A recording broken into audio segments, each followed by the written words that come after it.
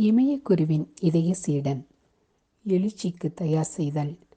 என் விழிப்புணர்வுகளின் இமாலய உயரத்திற்கு உங்களை கூட்டிச் செல்ல வேண்டும் என்று ஆவலாய் இருந்தாலும், இன்னும் கொஞ்ச நேரம் நான் உருவாக்கப்பட்ட அடிப்படை அடிவார வருடங்களை பற்றி சொல்ல வேண்டி இருக்கிறது.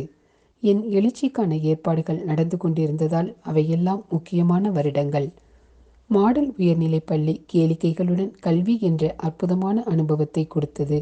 கல்வி பணிக்காகவே தங்களை அர்ப்பணித்து கொண்ட பயிற்சி பெற்ற அற்புத ஆசிரியர்கள் இருந்தாலும், எனது ரசனைகள் எல்லாம் கலை, கைத்தொழில், விளையாட்டு மற்றும் போட்டி ஆட்டங்களில்தான். எங்களில் சிலர் சித்திரம் வரைதல், வண்ண ஓவியம் தீட்டுதல் வரைவதும் வண்ண ஓவியம் தீட்டுவதும் இன்றைக்கும் எனக்கு பிடித்தமான பொழுதுபோக்கு, தச்சு வேலை போன்றவைகளில் நல்ல முன்னேற்றம் அடைந்திருந்தோம். கால்பந்து, ஹாக்கி போன்ற போட்டிகள் மகிழ்ச்சியை கொடுத்தன.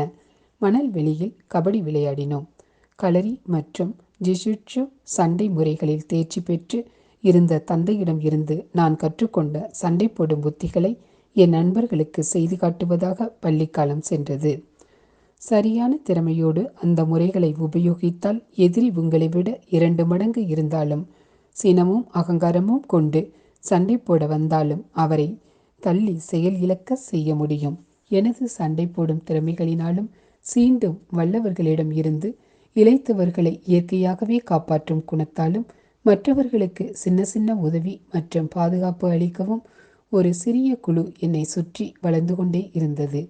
வளர வளர என் முன்னே விரியும் புதிய உலகை புரிந்து கொள்ளுதலும் வளர்ச்சி பெற்றது.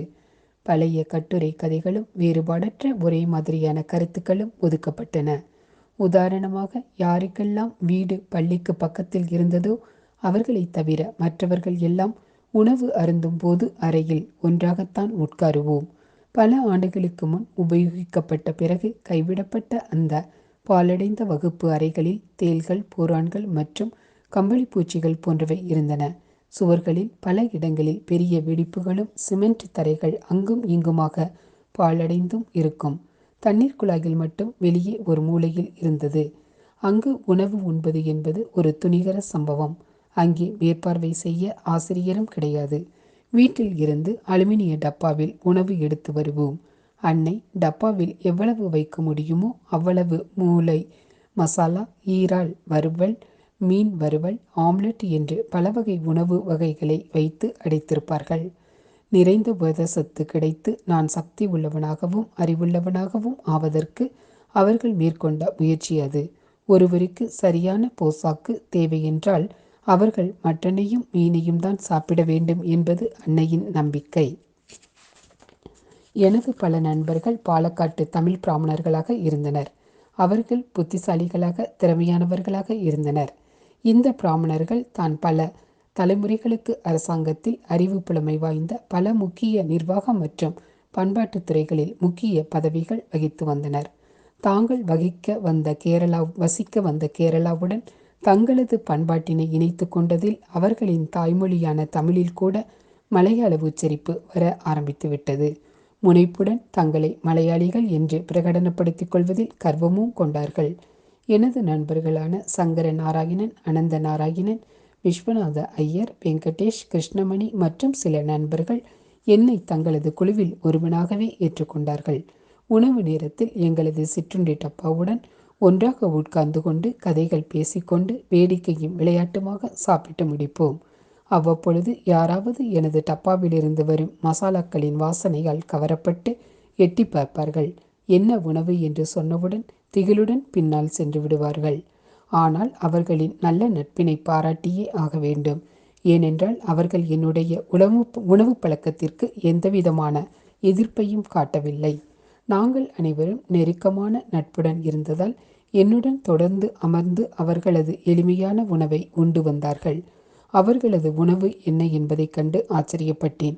என்றைக்கும் மாற்றமே இல்லாமல் சிக்கனமாய் தயிர் சாதம், காய்கறி, ஊறுகாய் அல்லது இட்லி, சட்னி, சாம்பார் தான். எல்லாமே காய்கறி உணவுகளாகத்தான் இருக்கும்.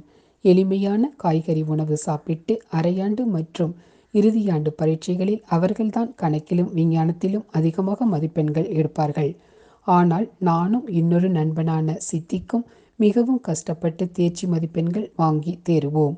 ஒரு நாள் காலையில் எனது அன்னை எவ்வளவு கொள்ள முடியுமோ அவ்வளவு வறுத்த மீனையும் சாதத்தையும் மீன் கறியையும் உணவு டப்பாவில் திணித்து கொண்டு இருந்தார்கள். அப்பொழுது நான், அம்மா, உண்ணுவதை பற்றிய உனது எல்லா கருத்துக்களும் தவறு.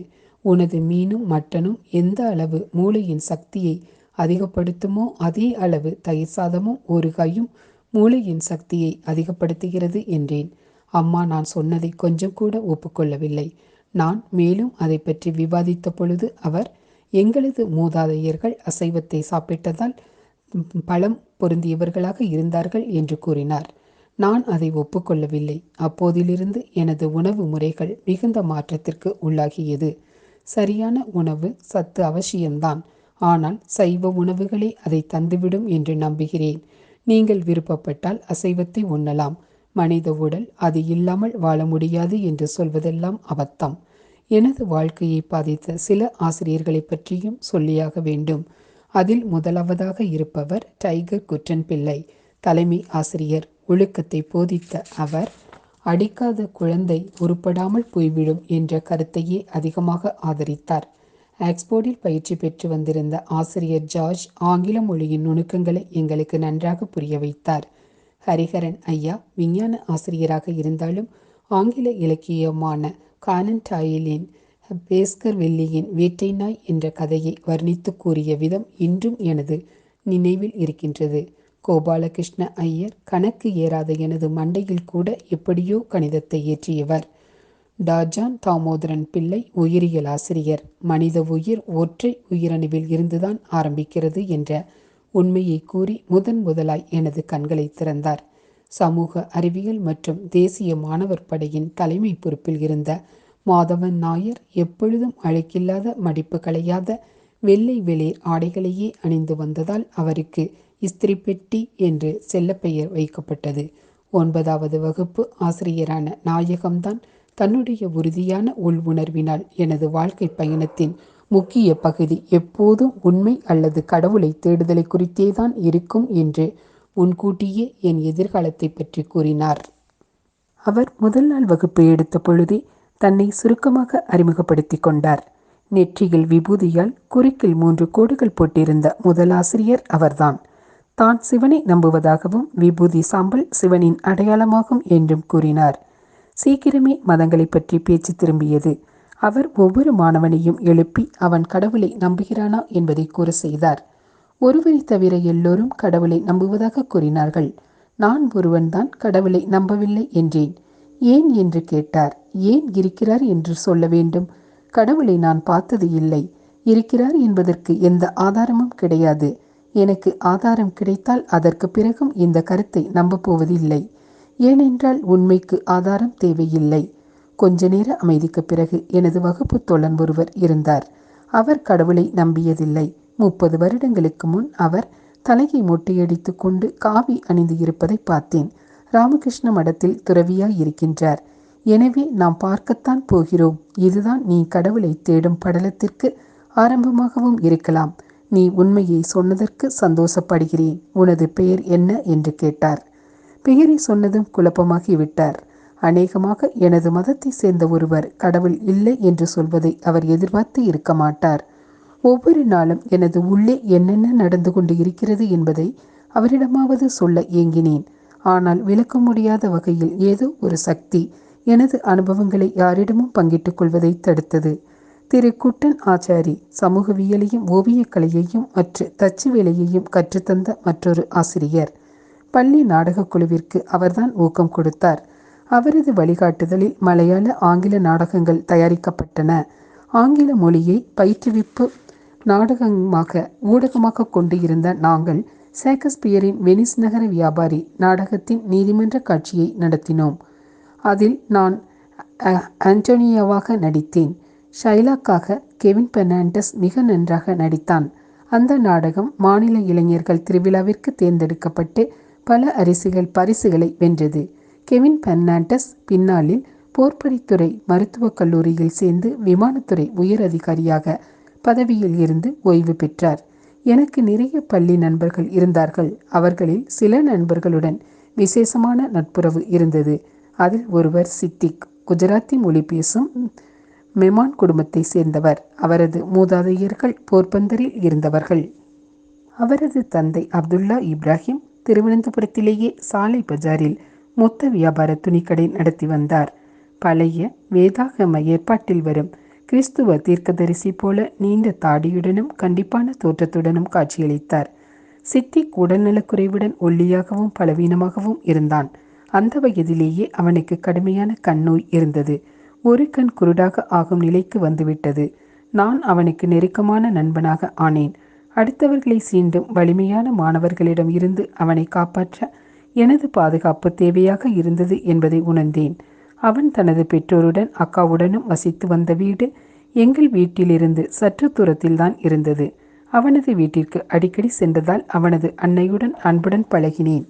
அவர் அன்புடன் சாப்பிட எதையாவது கொடுத்து கொண்டே இருப்பார். என்னுடைய உள்தன்மையை கண்டுபிடித்து இருப்பார் போல. சூஃபி துறவிகளை பற்றியும் குணமாக்குபவர்களை பற்றியும் பல கதைகள் சொல்லி என்னை வசீகரப்படுத்தி இருந்தார்.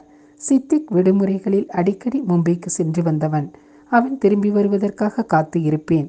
ஏனென்றால் வசீகர நகரமான மும்பையை பற்றியும் அங்கே கிடைக்கும் அனுமதிக்கப்படாத இன்பங்களை பற்றியும் கலை உணர்வோடு வர்ணிப்பதில் அவன் கைதேர்ந்தவனாக இருந்தான். இந்தி படங்கள், கதாநாயகர்கள், கதாநாயகிகள், காசுக்கு தங்களை விலை பேசும் விலைமாதகர்கள், சிறப்புமிக்க தாஜ்மஹால் விடுதி, இந்தியாவின் நுழைவாயில் என்பதெல்லாம் சித்திக்கிற்கு பிடித்தமான தலைப்புகள். இந்த கதைகள் எல்லாம் காலை பருவத்தினரான எங்களுக்கு, அதாவது எனக்கும் அனந்த நாராயணனுக்கும் உணர்வை தூண்டுகின்ற வகையில் இருந்தன. நானும் சித்திக்கும் இட்லி சாம்பாரை மிகவும் விரும்பினோம். எனது அன்னையும் இட்லி சாம்பார் நன்றாக செய்வார் என்றாலும் நண்பன் அனந்த நாராயணின் அன்னை அதில் மிக்க தேர்ச்சி பெற்று இருந்தார். அவர் சைவம், விருந்தினர்களை அன்போடு கவனிப்பார். தனது மகனின் 2 முஸ்லிம் நண்பர்களையும் எப்போதும் புன்னகையுடன் தங்களது ஐதீக பிராமண வீட்டிற்குள் வரவேற்று எங்களுக்கு பிடித்தமான இட்லி சாம்பாரை வயிறார சாப்பிட வைப்பார். அதற்கு மேலே சூடான அருமையான ஃபில்டர் காஃபியை எவர் சில்வர் டம்ளரில் கொடுப்பார். அனந்த நாராயணன் விஸ்வநாத ஐயரின் மகன். அவனுக்கும் மும்பை தொடர்புகள் இருந்தன. அவனது தந்தை ஆயுள் காப்பீட்டு கழகத்தின் மும்பை பிரிவில் பணியாற்றிய போது அவன் 6வது வகுப்பு வரை மும்பையில் படித்திருந்தான். மும்பையிலிருந்து மாற்றலாகிய போது அவன் குடும்பத்துடன் திருவனந்தபுரத்திற்கு வந்துவிட்டார். அவர்கள் வீட்டில் கிடைத்த சுவையான உணவோ அல்லது ஸ்வர்ணா என்ற அவனது மூத்த சகோதரியின் மீது எனக்கு உண்டான கவர்ச்சியோ அல்லது இரண்டுமோ என்னை அடிக்கடி அனந்த நாராயணின் வீட்டிற்கு செல்ல வைத்தது. பிராமண குடும்பத்தினரை பற்றி பல விஷயங்களை அங்கு தெரிந்து கொள்ள நேர்ந்தது. உதாரணமாக, அவனது அன்னையாருக்கு மாதவிடாய் வந்துவிட்டால் 3 நாட்களுக்கு சமையல் அறைக்குள் போக அனுமதிக்கப்பட மாட்டார்கள். அப்போதெல்லாம் உணவு இன்னும் நன்றாக இருக்கும். ஏனென்றால் விஸ்வநாத ஐயர் அவரது மனைவியை விட சிறந்த சமையல்காரர். எல்லாவற்றிற்கும் மேலாக எனது ஆன்மீக வாழ்க்கையில் மிக குறிப்பிடும்படியான விஷயம் ஒன்று. ஆயுள் காப்பீட்டில் தட்டெழுத்தாராக பணியாற்றிய விஸ்வநாத ஐயரின் சிறிய வீட்டில்தான் நிகழ்ந்தது. அவர்கள் கடவுளை கும்பிடுவதற்காக மட்டும் பூஜை அறை என்ற தனி அறை ஒன்று வைத்திருந்தார்கள். அங்கு பல இந்து கடவுள்களின் படங்கள் வைக்கப்பட்டு இருந்தன. அந்த தெய்வங்களின் பெயர்களை எல்லாம் பொறுமையோடு எனக்கு விளக்கினார்கள். அவற்றோடு காவி துணியை தலைப்பாகை போன்று கட்டிக்கொண்டு கிழிந்த காவி ஆடையுடன் இருந்த முஸ்லிம் பக்கிரி போன்ற தோற்றத்துடன் ஆன ஒருவரின் படம் சுவரின் பெரும்பகுதியை ஆக்கிரமித்து இருந்தது. அப்போதுதான் முதல் தடவையாக சீரடி சாய்பாபாவின் படத்தை என் கண்கள் பார்க்க நேரிட்டது. அந்த பிராமணர் வீட்டில் இந்து கடவுளுக்கு கொடுக்கப்பட்ட மரியாதை கலந்த அதே பக்தி முஸ்லிம் பக்கிரிக்கும் கொடுக்கப்பட்டு வந்தது. அவரை பாராட்டி பக்தி பாடல்கள் பாடப்பட்டது, மணி ஒலிக்கப்பட்டது, தீபாராதனை காட்டப்பட்டது. என்னை திகைக்க வைத்த அந்த நிகழ்ச்சி ஒவ்வொரு வாரமும் நிகழ்ந்தது. சீரடியின் விசேட நாளான வியாழக்கிழமையன்று அவர்கள் வீட்டில் நடைபெற்ற பஜனையில் நானும் கலந்து கொண்டு பாடினேன். முதலாக இந்தியில் ஹே பிரபு ஹே சாந்தி எனத் தொடங்கும் ஒரு பஜனை பாடலையும் இயற்றினேன். திரு விஸ்வநாத ஐயர் சீரடி பாபாவின் வாழ்க்கையை பற்றியும் அவர் ஓர் கடவுள் என்று தனது நம்பிக்கையையும் என்னிடம் விளக்கினார். அதை கேட்டு சிந்திக்க ஆரம்பித்தேன். தன்னிச்சையாக நிகழும் இரகசிய இரவு தியானங்களில் ஒரு நாள் எனது இதயத்தில் இருந்து எப்பொழுதும் ஏற்படும் ஒளியிலிருந்து சீரடி பாபா வெளிவந்தார். எனது முன் நின்றார். அடுத்த நொடி எனது வீட்டின் பலாமர கீழ்த்தெறிந்த அந்த விசித்திரமான யோகியைப் போல் மாறிவிட்டார். அந்த நிகழ்ச்சியை பற்றி இதுவரை யாரிடமும் சொல்ல முடியாததால் இந்த அனுபவத்தையும் யாரிடமும் சொல்ல முடியவில்லை. சீரடி சாய்பாபாவுடன் எனக்கு இருந்த தொடர்பும் எப்படி நான் சீரடிக்கு சென்றேன் என்பதையும் தகுந்த சமயத்தில் சொல்கின்றேன். விஸ்வநாத ஐயர் குருவாயூர் கிருஷ்ணரின் கோவிலில் நுழைவதற்கு கூட உதவி இருக்கின்றார்.